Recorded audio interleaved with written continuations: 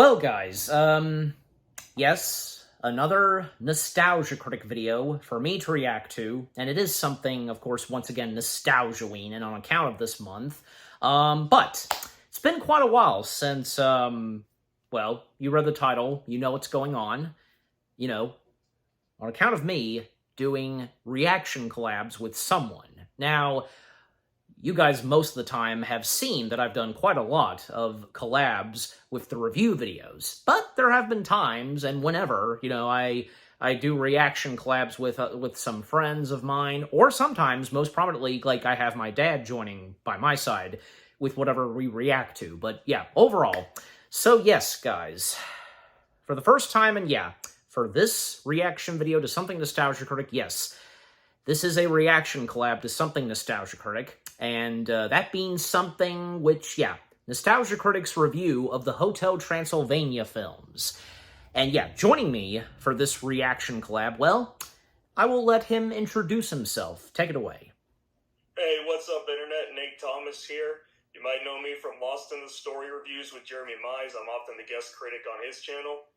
I'm honored to join Eli for his reviews today. Yes, but for this one, it's reaction, so... My bad, brother. You're good. Yeah. Anyways, but, yeah, so, well, I'm, because, like me, Nate, being a huge-time follower of Nostalgia Critic / Doug Walker, and, before we started, he's told me that he had seen almost every single Nostalgia Critic video up to date, and, this one... Well, like me, as I've sometimes shared, whenever I do reaction videos to something Nostalgia Critic, sometimes I would point out that, yeah, I have technically seen this before, but it's been a long time and can't remember that much, and yeah, to sit down and watch the entirety of it, yeah, so the same goes for Nate. He technically did see this before, but it's been a long time for him seeing this Nostalgia Critic video of the Hotel Transylvania film, so yeah. Point made. But, first off, because, yeah, Nate, what say you on the Hotel Transylvania films themselves? I've only ever seen the first two. Like, I liked the first one. I really enjoyed the second one, despite what a lot of people said about it. 3, the trailers didn't really grab me, and then 4 came out when the certain disease we're not allowed to mention on YouTube.com came out, so I just completely lost track of it, and from what I heard, it's like, nah, I'll skip. Yeah. Well, and as for me, I've seen all 4, and in all honesty, I've enjoyed all 4 of them. I understand that, when it came to the 3rd film and the 4th film, not as good as, say, the first 2, but, still, in my opinion, I didn't think they were that bad, and yeah, I remember, and I'm sure, yeah, so you were aware, Nate, as you explained about the 4th film, because, the 4th film, I mean... when it was announced, and finally when it was underway and it was gonna first make its way to theaters, it was like at a last-minute moment, it was pulled out of theaters, and now we'd have to wait till, say, the start of next year when that came out. I don't know if that was, to be honest, I don't know, because if that was like kind of like a dick move from those that did that, yeah, probably so. And I'm sure you're aware, because how did you feel that Adam Sandler did not return to voice Dracula for the 4th installment? I actually did not know that until I watched this video, to be completely honest with you. And as I mentioned it? Yeah, like, as you mentioned, like, I actually did not know Adam Sandler did not return for the 4th film until I saw this actual video by the Nostalgia Critic. That's one thing I remembered, is that if you didn't know he wasn't in the video, or in the movie, I actually wouldn't have known. The voice actor replacement did such a good job. He did, yeah. Brian Hall, that's his name. We know Brian Hall so well, doing so many, pretty good spot-on voice impressions, and one of the most popular things he's done is going to the Disney parks and blowing the characters' minds, and doing a pretty good impression of Dracula. And how lucky was he to actually be the leading voice of the 4th installment? And it was later established why, Adam Sandler didn't come back. That's because he was heavily committed to another animated project, which being that animated film about that lizard, Leo? Yes, that one, Leo. That's why. That was good. Yeah, that's good to hear. And even Kevin James was absent from the fourth one. I don't know what that reason was, but maybe you guys know. I don't know, but I don't know, because I think as I remember correctly, recall that the new voice for Frank in the fourth installment did a pretty good job too. Yeah, it's like you really couldn't tell the difference with the voices of most prominently Dracula, and maybe to some, Frank. In the case of me, yeah, I really couldn't tell the difference. But anyways, so the thing about the Nostalgia Critic is that I do recall, and you obviously had seen this before. He did a top 11 list all about Adam Sandler, and the Hotel Transylvania films. At the time, it was just the two. They were at number 2, and Nostalgia Critic, he has some pretty good appreciation for the first two. Now, I can't remember that much, say, how he feels about the next 2 installments, but, well, and this came out not long, this came out just a few years ago, so I think, yeah, I think around the time when this video came out, yeah, we had already gotten the 4th installment, but, We yeah. did. Yeah, okay, good, yeah, but just overall, because I'm about to find out, and you're about to find out, well, because, you know what, maybe I technically have seen this before, but I really can't remember, so if so, then yeah, for both of us, our memories will be refreshed as we now begin to watch/react to this, so. Can I ask something, or add something, rather, before we begin? Yeah, go ahead. I actually remember when Hotel Transylvania was advertised in movie theaters, because I happened to be working at a movie theater at the time, and the posters were everywhere. Nice. Yeah, it was weird seeing them suddenly removed, and I asked my GM, and she's like, "Oh, the movie got pulled from theaters. It's only on streaming now." Weird. That's literally, I think, her reaction. God. Well, that's another thing, because, like, you know, because when theaters were expecting to play it, well, just getting yanked. All of a sudden, just, yeah. Well, the movie theater was the worst job I ever worked until recently, so. Okay. Try working Spider-Man No Way Home's opening night. Yeah, or any other premieres like those. I had to work on Christmas, and that day was hell, and it's Christmas.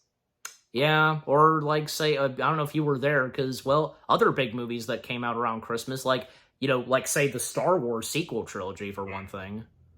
I could only imagine. I thankfully was not there for those. Well, good thing, too. But I don't, because after the whole Spider-Man thing, you don't want that kind of experience again. No, I didn't even really like the Star Wars sequels, so. Okay. Alright, anyways. Well, alright, but... Alright, so I got the video queued up, and you do as well? Yeah. Alright, so here we go. So, of course, as I always do the countdown, yeah, so here we go. Let us see what the Nostalgia Critic has to say about the Hotel Transylvania films. The entirety of it, obviously. So, yeah.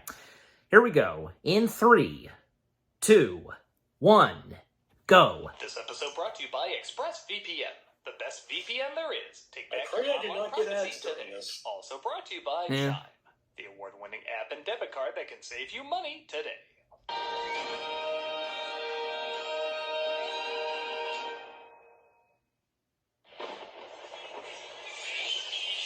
Oh, I forgot about this old intro. Yeah, being Scooby-Doo themed. I actually think his 2020 theme was my favorite. I was about to ask, because do you have a personal favorite of the Nostalgia Ween intros? Say again, I couldn't hear you. I said, like, I was gonna ask, like, you personally have, because you do have a personal favorite of the Nostalgia Ween intros? I actually do. I love the Ghostbusters parody. Yep, that's a good one. I'll have to think on that, which is... That made me laugh. I was about to say, I'll have to think on which is my favorite of the Nostalgia Ween intros. You know, honestly, I'd say probably, the X-Files one comes to mind. Your audio is, like, really choppy for me. I don't know if it's the video, but, I'd say probably the video. I can hear it perfectly fine on my end, so... And I just got hit with a commercial. Nostalgia Critic guy, remember it? So you don't have to. Well... And welcome to Nostalgia Ween, and I can't think of a better way to kick things off than with a movie series Hold on, I'm that's getting over rid of 10 years old if you can I'm at the 118 mark if it's relevant. Okay, it doesn't matter. Released in 2012 and directed by animation legend Gendy Tartakovsky, I have no problem bragging that I was one of the few critics who really liked this film when it first came out. I guess on one hand, I can see why some people were turned off to it. It had the same cast as a lot of bad films made by Adam Sandler's production company. Really? Jeez, that's old. But contrary to what some believe, it's not a happy mess in production. Ooh. You can tell by the fact that it's funny. Okay, yeah, I've ripped on Adam Sandler films a lot, but I've made it clear he's made some movies I really like. Yeah. And this series is among them. The minute I saw the trailer for this film, I thought it would be fun, and knew if it did well, it could be a new staple for Halloween films. I mean, look at it. It literally screams Halloween. Oh, come on. That would mean nothing if the characters and writing weren't fantastic. And thankfully, they're pretty good. Yeah, I'm not going to pretend these are masterpieces, but what works in them does have staying power and makes them stand out even years later. The original centers around Count Dracula, played by Adam Sandler, and his daughter Mavis, played by Selena Gomez. They live in Hotel Transylvania, which Drac built for his daughter to keep her away from the dangers of humans. The idea worked so well that other monsters started showing up, enjoying long vacations away from those frightfully scary humans who, you guessed it, are seen as the monsters in this world. When a traveler named Johnny, played by Andy Samberg, stumbles into the hotel, Dracula tries not to cause a panic and disguises him as a monster. Though ironically, he starts to panic when he sees Johnny and Mavis start to fall in love. Okay, so much of this is very standard storytelling, the overprotective father, young love, quirky side characters. The only real new element is that's done with Halloween monsters in a hotel, which even that seems like a variation of Beetlejuice. Always questioned that, admittedly. The scary world is given the modern, bureaucracy-ish take. Yeah, What true. makes this movie work, though, is its energy and knowing when to turn it up and when to tone it down. Yep. I think people really underestimate how good the animation is in this movie. Yes, there's a lot of anime films that look more realistic or have more believable textures, but not only are the designs in this great, I mean, you're not going to confuse their take on these monsters with anyone else's take on these monsters, but everyone has an exaggerated yet unique way of moving. I love how Dracula will move at the speed of light, but his upper half is usually very still. He makes him move quick and precise like a hunter, but also makes for great comedy when he has to hide something. Johnny's always hunched over like he's either checking his phone or leaning in to check out something new, which makes sense being a young traveler. Mavis is much more grounded in movement because she doesn't experience many dangers, but she still has the restrained energy of someone who wants to break free. The mummy always sways like an S or a hieroglyphic. The werewolf barely moves because his family exhausts him. These are all subtle touches that are turned up to 11 when you factor in the hyperactive comedy. This movie is very fast, yet creative with its shots, usually throwing a lot at you in every second. Yep. Factoring in this movie came out over 10 years ago, it honestly moves like an animated comedy that would come out today, maybe even faster. But what might be a little surprising about this film to some people is that despite it being about some of the most famous monsters of all time, it's actually kind of sweet. Yeah. It has elements of dark humor, which I think certainly helps give it a touch of an edge. But because of that, it does make you realize the friendly slash kind of cornier scenes are intentional. This isn't a movie that doesn't know how to be dark. It lets you know full well that it can. But a lot of the time, it chooses not to. And if it's done well and effectively, there's nothing wrong with that. The film's not very cynical or mean-spirited, yet it's still very funny with a lot of clever jokes thrown in. Some for kids, some for adults, and many for both. Why did that hurt? They are getting fatter so as to overpower us. My mistake. What is What's wrong with you people? You know, I'm totally fine if that happens to David Spade. Yeah, well, who wouldn't that kill? Yeah. I like when I first show this film to people, they don't catch on that's Adam Sandler as Dracula. That's hard to find out of humor. Yeah. A lot of people I show Understandable. don't pick him out in the role. Admittedly, it is an odd choice, but I kind of dig it as no other Dracula really sounds like him, and he's able to work both the comedic and heartfelt moments very well. When the film needs to be serious, it doesn't do it too long, but just long enough. Yeah. The movie will stop to have a quiet moment with emotional lighting, and the actors play it with real conviction. It never feels half-assed. We've seen family films with dead parents a million times, and like I said, a lot of other conventional cliches that this movie's utilizing. Not to say there's really Because nothing the film bad got about us to it. enjoy these people and laugh along with them, we legit feel for them when they talk about their losses. As a father, you do everything to Best scene in the movie, arguably. Yeah. even if you have to break their trust. It's familiar, but in the realm they created, it's believable. There's a nice moment of animation where Mavis sees a little bit of the sun. I feel like a more manipulative movie would ever cry or hug Johnny or something like that, but she's just hypnotized. Like in another world. And again, that's believable and makes sense for this scene, resulting in a really nice moment. I love this ending too, where you think the big thing is going to be Frankie getting his groove back and scaring the villagers. But the villagers instead cheer him on, and they discover people actually kind of accept them now. Look at that smile on his face, knowing even when he has to hide, he doesn't have to hide. I'm sorry, this movie is crazy likable. Does everything work? I guess not. There are tropes of the time, like it has to end with a dance party, a few dated references here and there, and once in a while there's Well, it's understandable. That's a good twist on the cliche. Awkwardly. But I don't know, I felt a spark with this movie when I first saw it. I just knew it was going to be something that people watched every year around this time. This easily could have been direct-to-DVD quality, but they turned into something that tried much harder than it needed to. Again, it's not flawless, but it delivers on everything it promises. It's funny, it's heartwarming, it's creative, it's surrounded in most things we associate with Halloween or classic monsters, and it has something for both kids and adults. Thankfully, the public agreed, because 3 years later, a sequel was made. Yep. And another. Yep. And another. Yep. Oh yeah, Did they fair? Well, like this film, it's a little bit of everything. Good and bad. I'll fill you in after this. Okay, so let me see, because this... Ladies and gentlemen, boss... Skip the sponsor. Go ahead and skip the sponsor, because I always do that. I will. Make it to... Hold on, because I'm doing this, because, trying to... That is so... Right. Most of this... I'm trying to get to the part where the sponsor's over, so...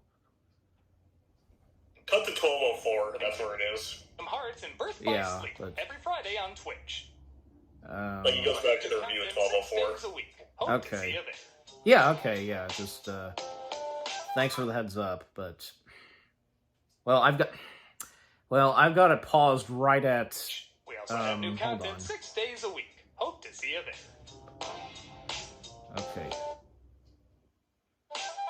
Put it on, okay, do what I did. Put it on the 12:00. Okay, just give me 1 second, I can do that for you. All right, but while you're doing that, because yeah, quick timeout.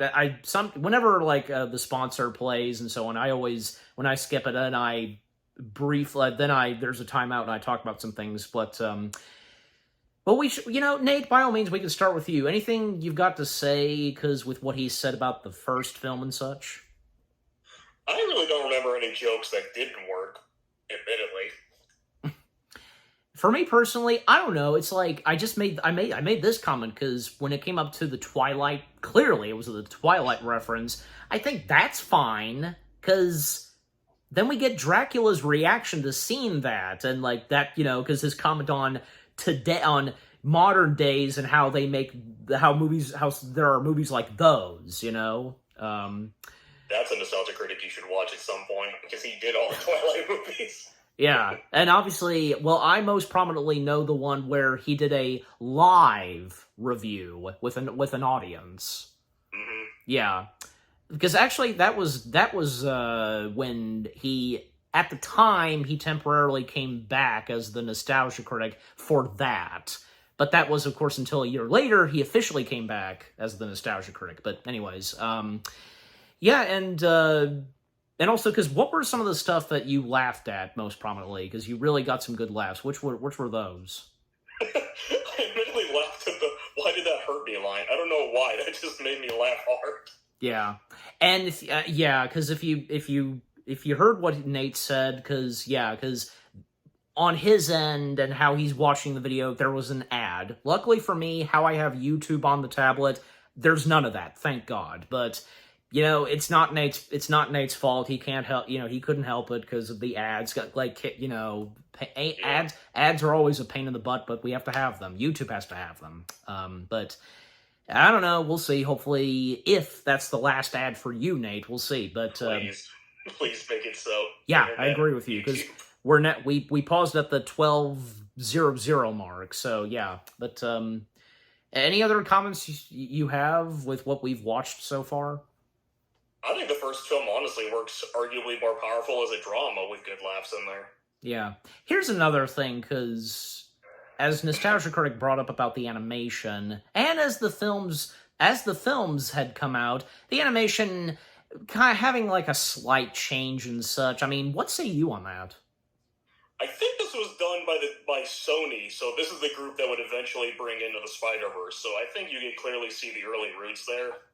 Yeah, but I'm just saying, because it's like, the way that the animation was done, I guess, like, to the look of the characters, like, as, like, I want to say, like, yeah, the last two sequels came out, it was, like, looking more cartoony or just something, but, you know, just how the flexible of all that, just, I don't know, but, not that I'm complaining, I mean, you know, to me, because the animation in all the films, it looks pretty good, but, yeah, because coming straight from Sony Pictures, well, here's the thing, because I mean, it's like the first Spider-Verse film, it came out the same year as the third film, so, you know. But, did the third film come out in 2018? Yes, it did. Okay, I was trying to remember that, thank you. Yeah, because, I can't remember. Remind me, when did the fourth one come out again?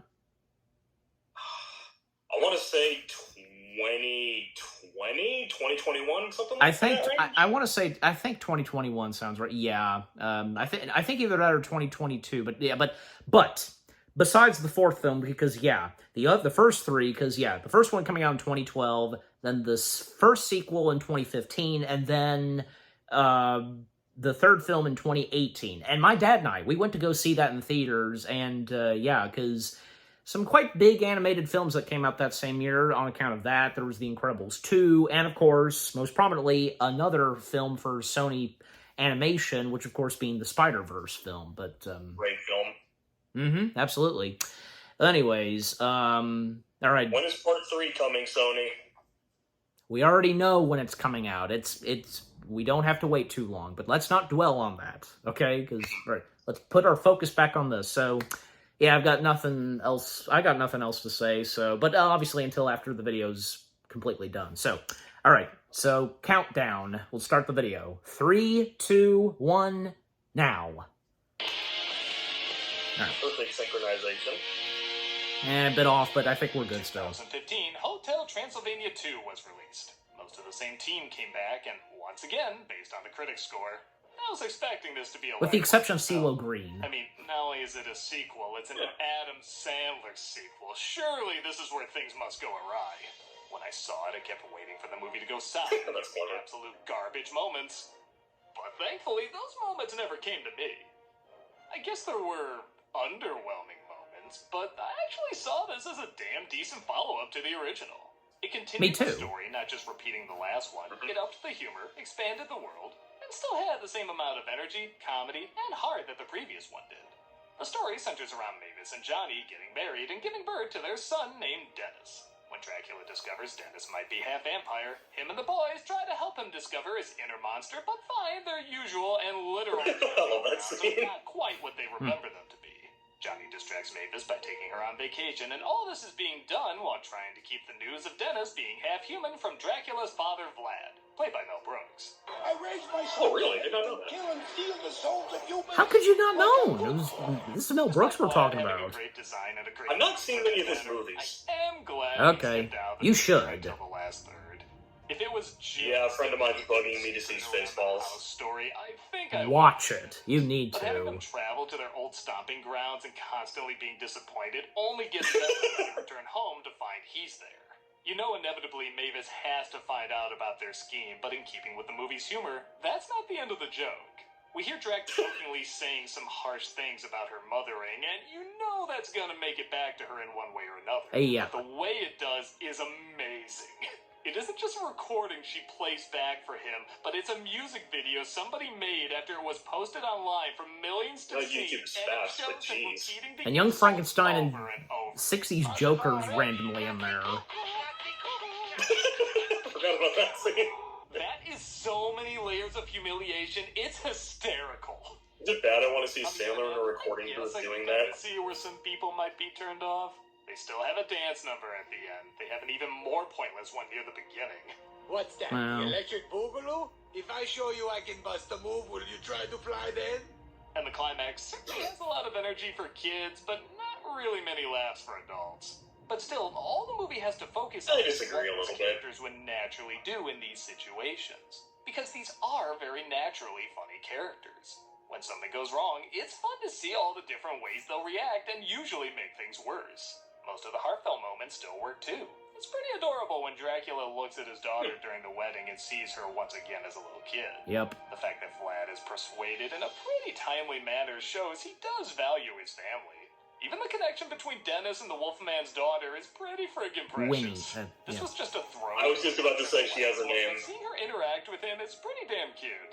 Enjoy it, because once I graduate business school and start running a company, you're not gonna get home-cooked meals like this anymore. Again, I can't pretend this is a fantastic sequel. I mean, the original is better, but I've seen so many bad I just got hit by an ad. phoned-in family films, or Here We Go Again Oh, well. stories that I really do give credit when a sequel Okay, I'm gets at good the way it 1524. should. It has new jokes, it evolves the characters rather than devolve them. It has what we liked about the original, but it doesn't just do the same thing again. It adds new elements. Honestly, when I watch Hotel Transylvania around Halloween, I do usually put this on soon after. It pairs perfectly with the original, giving you what a sequel like this promises. I guess it didn't win everyone over, but it definitely won me over. And I guess it won enough people over because another 3 years later, they made the second sequel, Hotel Transylvania 3, Summer Vacation. As you probably assume, this was the first one to come out during summer instead of during Halloween. This was also Makes the sense. first film to finally win the majority of critics. I did like the song at the end of 2 more than 1. Dick, I didn't like it. First off, I'm not the biggest fan of family properties that are meant to be one thing, but then randomly go on summer vacations, whether it matches or not. But then again, Adam's Family Values did something similar, and that was pretty great, so maybe it's just a nitpick. Oh, even Stevens is good, come on. I just didn't find it that funny. Oh, that one The was? premise is actually pretty clever. Dracula's told he stays inside the hotel too much, and he should go out and see the world.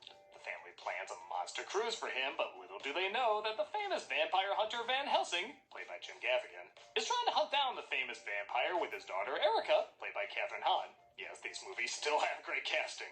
Trying to woo old Drac so that she can kill him. But she may Great discover comedian. the more she pretends Yeah. to fall in love with him, the more she might actually fall in love with him. Yeah, again, nothing phenomenally original, but it has promising ideas, and again, it isn't a repeat of the previous stories. No. This one relies thing. a lot on slapstick, though, and sadly it isn't that great.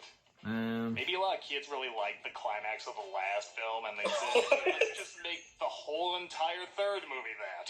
The energy is still there, and I'm sure little kids would enjoy how constantly bouncy it is, but... I did like the second one's it is climax. constant. Me too. Where the other films had a lot of energy but would pace it out with a variety of moods, this one is just always moving, always active, and you get desensitized to it after a while. That's an image I Remember didn't when need. everyone had a unique way of moving in the other films? Here, everyone moves the same. I don't really look forward to what Drac, Mavis, Johnny, Frankie, or Wolfman's reactions are going to be because it's the same as everybody's. Hyper over the top. There's also this strange I did not notice that. every movie, or should I say subtraction. Because the character designs seem to be getting simpler. I thought Yes, Fantastic that's movie what I was trying to animation was supposed say. to get more detailed, but each one seems to simplify it even more. Tartakovsky is certainly more familiar with hand-drawn animation. That's one of the things I like about the films. It's the speed, I didn't expressions, and realize that. designs of 2D, but the details, weight, and mass of 3D. Like the 2D is the exaggerated part, but the 3D is the grounded reality. So when something hits, you really feel the hit. In this one, they look so simple and so flat that nothing appears to have any weight to it. They all move like deflated balloons. They don't really appear that solid, so Well. anything that happens to them isn't going to appear as painful and therefore not as funny.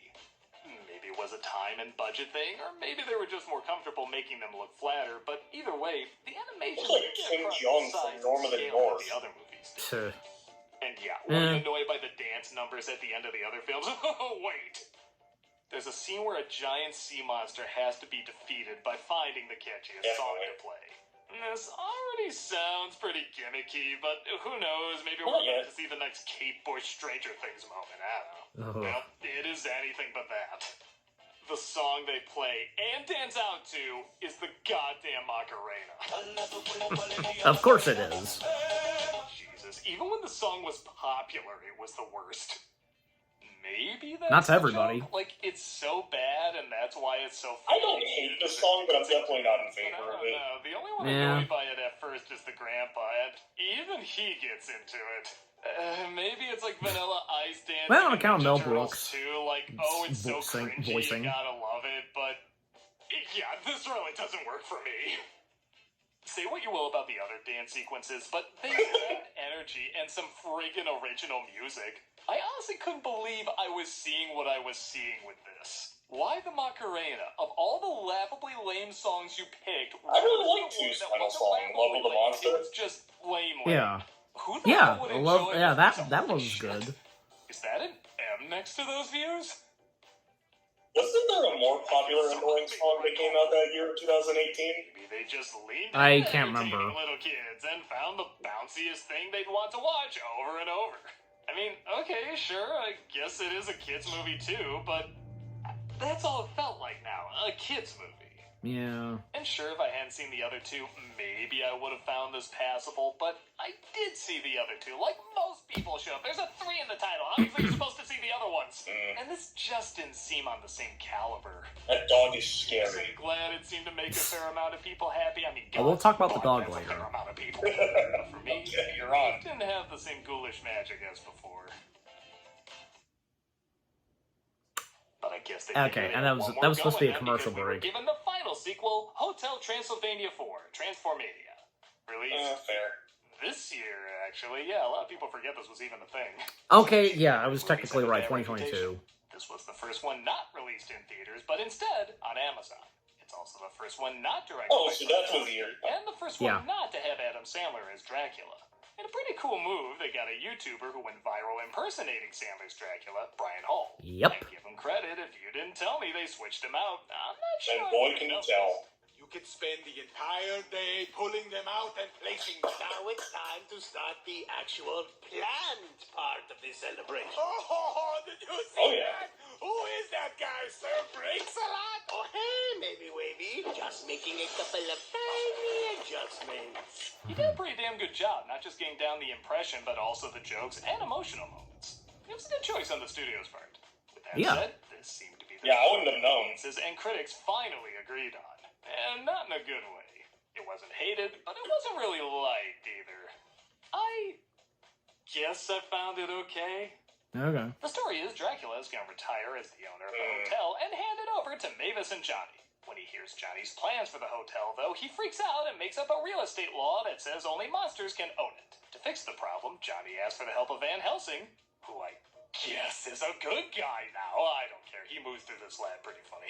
And he turns Well, he was Johnny into a redeemed, monster to help him out. technically. But it doesn't stop there. The device accidentally transforms Drac and his friends into, you guessed it, humans. Van Helsing says the only way to change them back is to find a crystal for his device hidden in the jungle, and that's exactly what Drac and Johnny set out to do. Will friendships be formed only for lies to come Could be forward clever. and misunderstandings Yeah. abundance arise? Yeah, but it's not as bad as you'd think. Eventually. So one of the interesting What's great is we things finally I see find a what the lot of Invisible Man fantasy looks films like. have is Oh, kids yeah. really seem to like Johnny, and adults really don't. Johnny is a silly doofus who's very loud and energetic. Children, of course, love that, and most grown-ups find it okay as long as he's kept in check and not overstaying his welcome. This film, I'm in the middle. he's the main focus, so of course he overstays his welcome. Having him and Drac alone is not a great idea. Plus, we're focusing on something we've already focused on before, Drac being okay with Johnny. In terms of emotions, there's not a lot here. The first third is also really rough to get through. It's a lot of zany slapstick of the previous film turned up even wackier. I kind of felt like Tom writing his will for his forthcoming death, like you know there's no way out of it. As the film goes on, though, and we see Dracula getting used to being human, and even Johnny That's actually a funny. monster, it does slowly get better. The other monsters getting used to their lives as powerless humans is also pretty entertaining. Honestly, the transformation stuff is easily the best part of the film. It is fun to see the bizarre Nobody reacts to this. characters. It's kind of like seeing the main Yeah. leads in Shrek 2 as their opposites. It's a neat role reversal. That was The funny. jokes are It is a very unique hit role. and miss. Unique like I role, said, yeah. in the first third, it's a lot of misses. But once the story actually gets going, they realize just letting these characters be themselves That was much better, though. situations is Yeah. enough. They don't need to force that much. On that note, when we get to the part of the liar reveal story where the liar is revealed, it is pretty lame, but it's also pretty quick. Yeah. And they do still work in a lot of creative That's sequences. fine. Probably Didn't bother my favorite me. is when Mavis has to get through this cave as the sun is rising and all the hotel members come together to shield her. The animation here is so precise and creative, it's kind of worth the price alone, in my opinion. I agree. As you can tell, the movements of the characters Oh yeah, that's are unique. arguably the best scene in the movie. So creative. In the previous film, I feel The like climax Mavis would just also crawl behind to these it. kids distorting. Like that right there, I really liked. All the characters moved, but in this one, they have her turn into a bat because that's not how she moves in this movie. Little additions like that do make a difference and eventually add up. On that note, this is probably the cheapest looking of the films. My guess is this one had the smallest budget, but Looked it fine to looks me. like a movie that's still utilizing everything it can. Like, it doesn't have as much as the previous films, but it's gotta make the most of it. Definitely. And yeah, maybe that's the best way to describe it.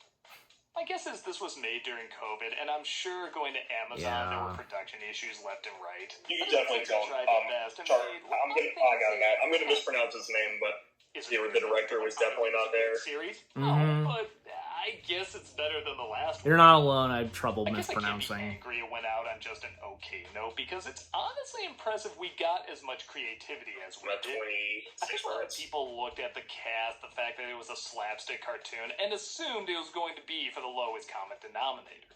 But I think these movies tried much harder than people expected and gave us more Yeah. laughs than maybe even the producers were expecting. Yeah. These films are still being watched every Halloween, and even the versions I don't think are all that great aren't awful.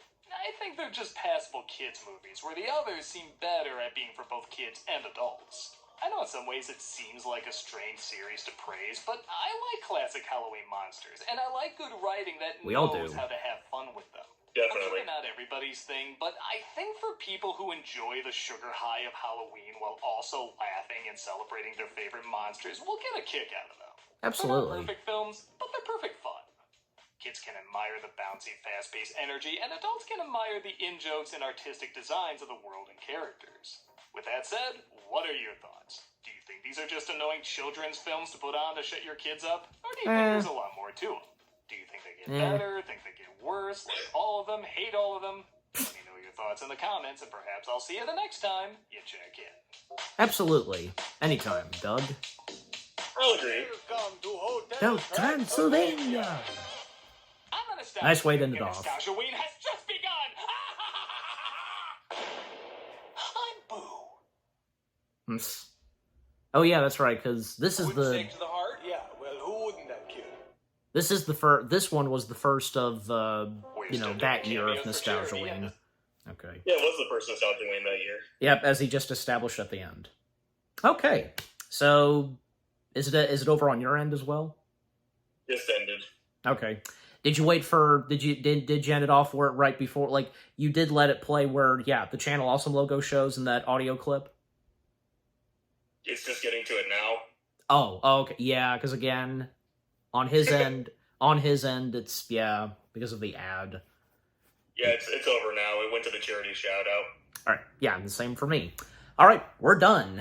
All right, so that was the Nostalgia Critics review of the Hotel Transylvania films, and well, after the rest that we watched, Nate, we'll start with you. What say you? I'm gonna quote another Nostalgia Critic joke. Should have stopped at movie 2. Because I think 2 would have been the best note to go out on. It kind of has the problem a lot of franchises go, where it just goes on too long. Again, I'm not dissing 3 or 4. I think they had good moments in them, from he clearly said, but I just think it's a case of they went on too long. Yeah. But, you know, it's like when it came to the 4th film, now that right there, that has a perfect ending. So where it ends off, on a pretty decent note. Yeah, I'll give credit. That's a rare thing that films do, where they rarely end on an actual ending. Mm-hmm. But apparently, from what I've heard, that's technically not really the end of Hotel Transylvania altogether. We'll have to wait and see. But let's not dwell on that, because with other things we have to say, because I mentioned this because I don't know about you, but I did see this because in between this about the dog Tinkles, because okay, like Did you or did you not happen to see the Hotel Transylvania short film where, yeah, they get a dog? I saw it being advertised, and then I saw the dog and just said nope. Okay. So you were already aware of when, like, yeah, the dog stepped in before, say, we had him more in the third film. Oh yeah, I knew who he was. I just didn't like him very much. Well, I mean, it's like here's what I have to say about Tinkles. I don't hate it. I honestly have no problem with the whole thing of them having a pet dog. In some way, I think it's okay. It's pretty creative because, you know, the fact that it's Dracula, who would not say no to young Dennis, then of course Papa Drac, as he calls him. And yeah. And how Dracula gets a dog, it's like the total opposite. It's the world of the monsters where, yeah, the pets, in the case of a dog, it's humongous. And yeah, I think that makes sense and it's pretty creative. And I think that, you know, in the case of Tinkles, sometimes here and there, even most prominently in the next two films, he gets some funny moments here and there, but just, yeah. And also because, yeah, like, yeah, here's something else I will point out, because not that I'm making a huge big deal about this, but I think it's kind of obvious, because when it came to Drac's father, Val, yeah, that's right. Thank you. Yeah, I'm right, Val. Voiced by the one and only Mel Brooks, because, well, yeah, because his presence, you know, in the third act of the film, yeah, because it's where he really shines, but when it came to the third installment, he's just there. Like, shouldn't play much of a part. What's that now? Doesn't he not play much of a part? Pretty much. Yeah, that's my point, because he's just there. Like, there should at least be something to Val. But again, it's not that I'm making a huge deal about it, not that I am letting that bother me. Look, I mean, Val is okay. Overall, he's okay in the third film. And again, on account of Mel Brooks. This is Mel Brooks we're talking about. And Val gets some funny moments here and there, but still, maybe if there would have been a bit more with Val, and especially maybe if Val had talked with his son about what goes through him, you know, in the third film. I'm just saying, when Dracula zinged with the captain of the cruise ship. I'm just simply saying, but yeah, and by the way, because in some animated films, they would start to introduce a few more new characters. Most prominently, it happens in the first sequel. It's like, you know, Shrek 2 did that, Toy Story 2, Ice Age 2, you know, you get my point. Yeah. So, I mean, yeah, but with the new additions to the cast of characters of the Hotel Transylvania films, like, well, I mean, most prominently Dennis. Like, yeah, Dennis being the biggie. But when it came to, say, in the third film, of course, we had the female. I'm blanking on it. Like, do you remember the name of the captain's name? No, I'm sorry, I can't help you there. Neither can I. Bear with us, folks. But yeah, but Van Helsing's daughter. Let's call her that. Yeah, because she is. Like, what did you feel on those two characters? Well, most prominently, Hotel Transylvania incorporating Van Helsing, but on account of Van Helsing, we have his daughter. Like, how did you feel about those characters? I mean, I got no problems with it. I mean, I love Jim Gaffigan already. He's arguably my favorite comedian for stand-up, so anything he's in, I'm okay to at least watch it. Yeah. For me, Jim Gaffigan, like, yeah, and shout out to my mom, because my mom, she doesn't really like Jim, because, you know, for personal reasons, and with what Jim does, you know, besides... More power to her. Yeah, but I like Jim Gaffigan for a bit of his comedy, but also his acting in movies. Like, yeah, there have been some movies that I've seen of him that I've enjoyed. I didn't think he was bad as the voice. He's trying. Yeah, that's fair enough. That's good to say, because he was trying. He was trying his very best. And I even thought, I think, when my mom and I did you ever see on Disney Plus Peter Pan and Wendy? No, I heard such mixed things about it, and a close friend of mine said it wasn't very good, so I skipped it. Well, in that, Jim, he's live action Mr. Smee. But my point being, that's actually good casting. I'd say so too. Also, Captain Hook. Do you know who's Captain Hook in that? No, I actually don't. Jude Law. Okay, that is a really good actor. That's. Is he the comedic type though? I think he did fairly well as Captain Hook, in this. But my point being is that when my mom and we watched Peter Pan and Wendy, I think she thought Jim was okay in that movie, as Smee, and I thought he did pretty good. And I think that, well, especially the chemistry from Smee and Hook is a biggie, and I think that between Jim and Jude, they did pretty well. But just overall, because I've enjoyed Jim in whatever movie he's done. It depends, but I don't think he's that bad of a funny guy in any movie that he's been in, and especially on account of the Hotel Transylvania films. But so again, I mean, when Hotel Transylvania introduced, say, Van Helsing and his daughter, they were nice additions. And it was nice to see that after years of Dracula being alone, I mean, well, of course he had his daughter, but not having a partner by his side, and up to that point, to seek new love, and of course, enter the captain / the daughter of Van Helsing, And all that goes throughout the film is, not bad, and eventually when they really connect, and, thankfully, on Van Helsing's part, he surprisingly gets redeemed. Everybody's on good terms now, between Van Helsing and the monsters, because, Van Helsing, all his life, been trying to take down and destroy the monsters, but not anymore. He is one. Come again? He kind of is one if you look at his design and think about it like that. Yeah, in some ways he is. A human monster, I guess you could say, but, But anyways, also, what I was trying to say and describe, best described by the Nostalgia Critic, as the films went on, the animation had a change, where, as Doug put it best, it looks like they are inflated balloons and such, and the whole, 2D thing that Doug described. I mean, for me personally, I don't know, because that didn't really bother me. I don't think I not once complained about how the animation looked as the films proceed. But obviously, I obviously could tell the difference, especially on account of the first film. But what say you, Nate, and with what he best described about the animation? Animation is always something I hold very dearly to me, so I tend to be a little more harsh when I notice a drop in animation quality. For the first two films, I honestly couldn't tell there was a drop in quality. It looked very similar to me. Yeah. Three was the last one by Tarkovsky, right? Yeah, that he did direct, yeah. And, he's an amazing animation director, like Samurai Jack, the 2003 Clone Wars series. Things that are really amazing. He has such a unique style. Primal, which I have yet to see, but I've heard is amazing. Mm-hmm. And because you mentioned Clone Wars, because now it's referred to as the Micro Clone Wars. Oh yeah, yeah. That has the word micro. That's where characters like Grievous got their start. Yep, that's correct.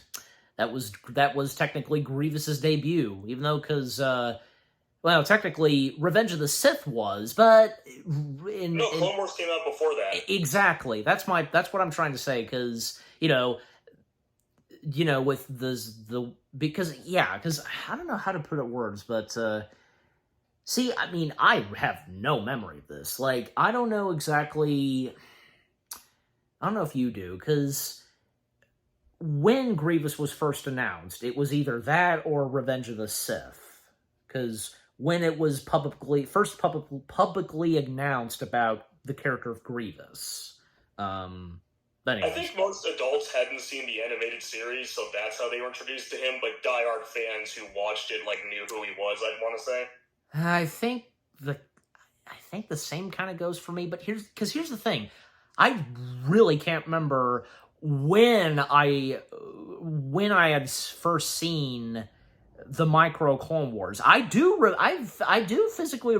visually remember when watching the Micro Clone Wars series. It was not the entirety of it, because it was split in I don't know, because I do remember the commercial breaks, and I just remember Star Wars Clone Wars will continue in a moment and all that. But I want to say maybe they did show the whole version of volumes 1 and 2, but again, it's just been a long You can time. find it now. Yeah, I know that, but all right. But jumping back to Hotel Transylvania, because Yeah, sorry about that. no, it's okay, because I started talking, but yeah. And here's the thing, because here's the thing. Genuinely, Samurai Jack was not one of those Cartoon Network shows I had watched in the good old days of Cartoon Network. I'm just saying.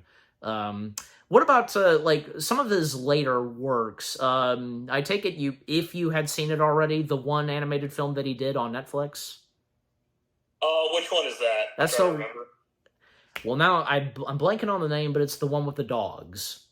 It's 2D and such. It's not Island Dogs, is it? No, it's not. Let me see, Sorry, internet.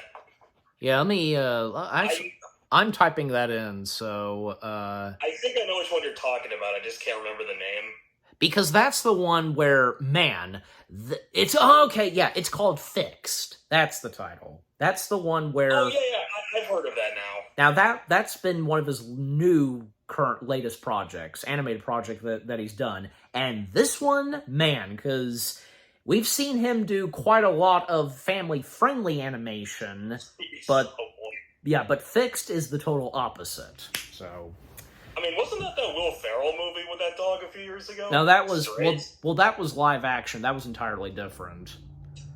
And trailer for that. And I'd say stunned with what they got away with. Yeah, and I'd say probably that one with Will Ferrell and Kevin Hart. That because it was R-rated. Well, totally different R-rated than say this one. So yeah, and I'm of course referring to Fixed. But anyways. But coming back to more on Hotel Transylvania 4, because so, remind me again, because you've only seen the first 2. Yeah, I saw the first 2. 3, I honestly even forgot it was out. I didn't see a lot of advertising for it. And then 4, as we already discussed, kind of got sucked into the Shadow Realm before it even came out.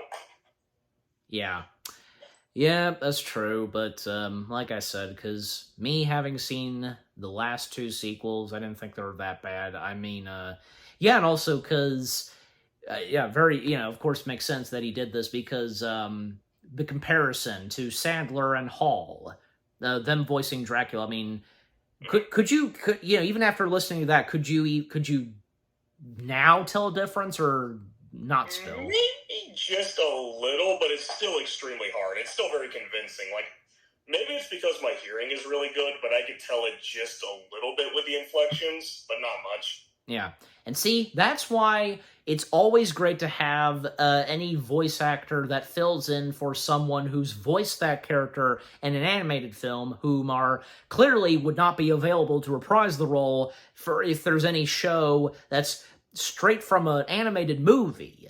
So, yeah.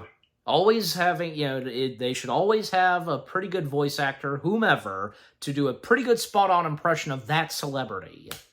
Just like, I mean, hey, it's like most prominently Tom Hanks's brother, Jim Hanks, doing pretty good as Woody. So, I mean, honestly, I can on the case of Jim Hanks, I can kind of tell because Jim's Woody is a little bit higher, just a little. Tom's, being of course the main voice of Woody, because his is a bit lower, just a little deep. So, yeah, it's like they go out of their way to find somebody who sounds like it. It's not like in the Buzz Lightyear TV series, they got Patrick Warburton, and I have nothing against that personally. I'm just saying you can clearly tell a difference between Tim Allen and Warburton. No, because that was understandable. And I don't know if I don't know if you've seen this. I have. Like, obviously, this was not really intentional of Warburton. Technically, I guess you say he was roasting Tim Allen. Not really in a bad way. Just for fun. Because Warburton made a comment saying that Tim voiced the toy. Just the toy. He voiced the real Buzz Lightyear, the Buzz Lightyear. Oh yeah, I know what you're talking about. Yeah, I think, you get what I'm saying. Just like, yeah. But that was, obviously, that was just kind of like, just, poking fun at Tim, just, you know, nothing intentional, I presume, from Warburton. I like Tim a little bit more, to be honest, as an actor and a voice actor, but I still like Warburton. We all do. We all do. You know what? And even if I have to ask this, like, any comment on Chris Evans? Do you want my censored version or uncensored version for that? Whatever you want to say. Go ahead. Burn it with fire. You're Captain America, not Buzz Lightyear. Shut up. So you were... As soon as I saw that, I knew that was going to bomb, and boy was I correct. Well, I mean, here's the thing, because it's like, when the trailers were shown, before it was released, everybody saw it. It looked pretty awesome. It looked like it was going to be pretty awesome, but when it came out... What's that now? I saw the trailer and immediately just said, this is going to suck. All right, but how did you first feel about it before there were any trailers? Honestly, when I heard the news that Disney was doing something with Lightyear, I'm like, Disney, you need to break your downward spiral. This is not the right direction. Make something original. Don't try to do something based on something already established. And even everybody pointed out, this is supposed to be the show the toy was based on, and it makes no sense if you even analyze it from that sense. Yeah, on account that, sadly, Disney and most prominently Pixar, they choose to ignore Buzz Lightyear's Star Command. Shame. I know. Here's another thing. Did you ever... I don't know if you even saw this. I did. I did my review on it. Were you aware that there was not a full-length document, it was a short one. I mean, it had full-length quality to it, but it wasn't say up to 1 hour. Did you see the documentary that was about Buzz Lightyear? I think I saw it being advertised, but I never tuned into it. Yeah, but I had seen it. I did my review on it. I thought it was a really good documentary, but I give it one criticism. You know what that is? Oh, please tell me, my friend. The document, and I should have expected it. I really should have expected it. The documentary, it ignores Buzz Lightyear's Star Command altogether. Disney, do we need more reasons to not like you nowadays? You know, I mean, now that you mention it, look, I'm never gonna hate Disney. I love Disney for obvious reasons and all that, but I can't deny the fact that, yeah, Disney, of course, you know, has had some troubles and issues. Can I say this real quick? I'm not trying to, I'm not a political person, but can I just say this real quick? I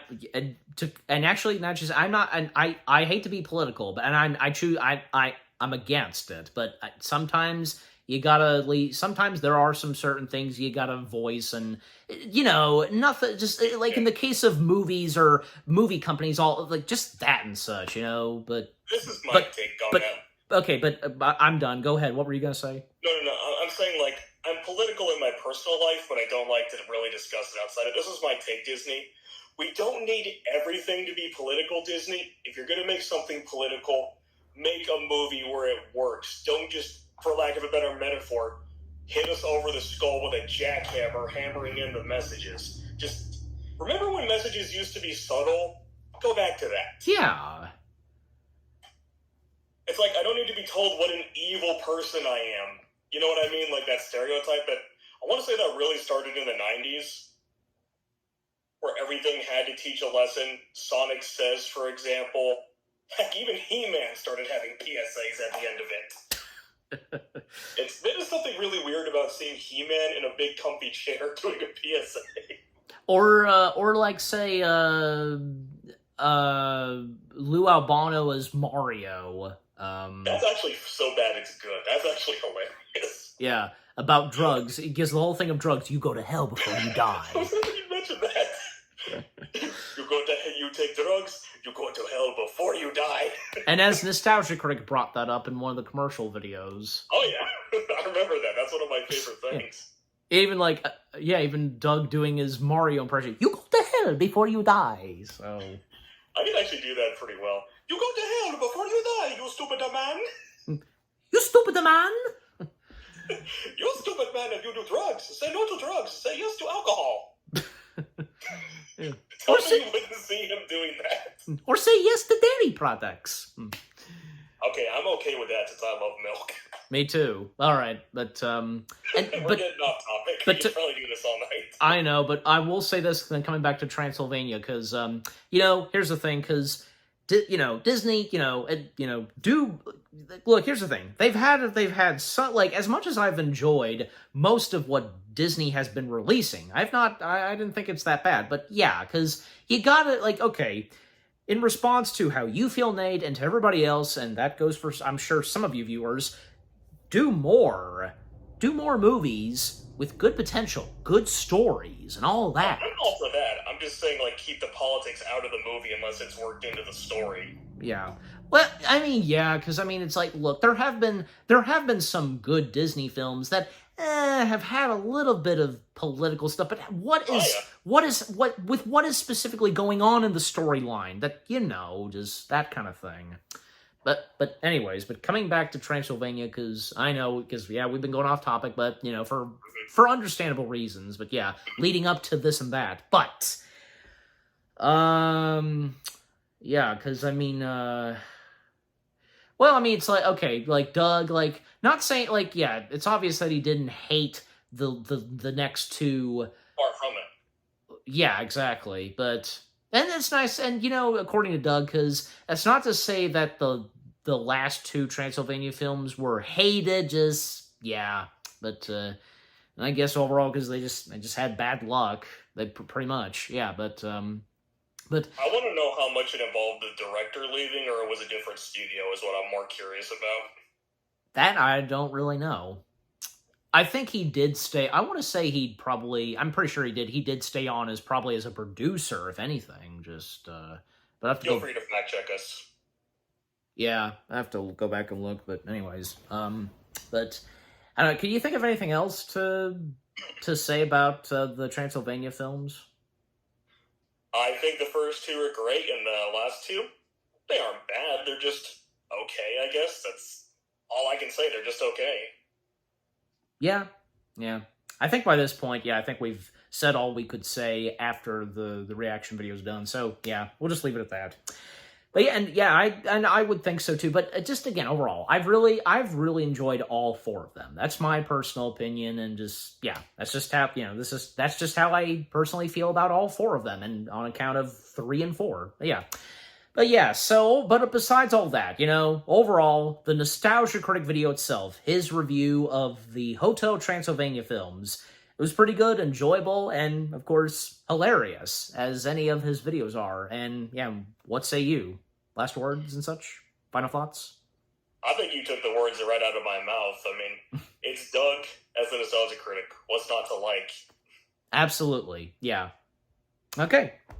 All right, so, what say you guys? What did you think of the Nostalgia Critic video itself? Everything he had to say about the Hotel Transylvania films from 1 to 4, anything you agree and disagree on, but also if you got some good laughs and such, and which is your favorite of the Hotel Transylvania films? For me personally, I'd say probably number 2, but again, I've enjoyed all 4 of them, so yeah.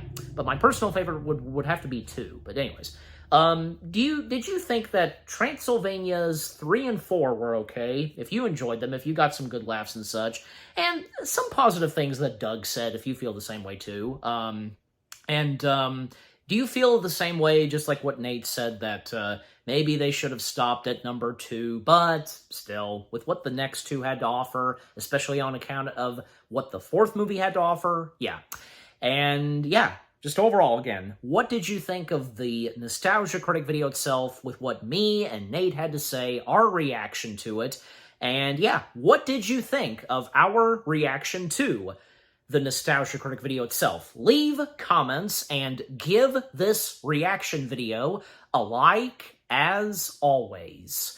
And so, guys, with all that being said, we thank you very much for watching. We hope you guys enjoyed our reaction to the Nostalgia Critic video of his review of the entirety of the Hotel Transylvania franchise, all 4 movies, more reaction videos are coming your way. They're going to be awesome. Keep looking forward, and we will see you guys in the next video / reaction. And Nate, it's been a pleasure to have you be a part of this, and yeah, we should do this again sometime.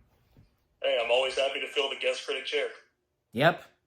Rather doing reaction collabs or review collabs. Definitely that too. Yeah.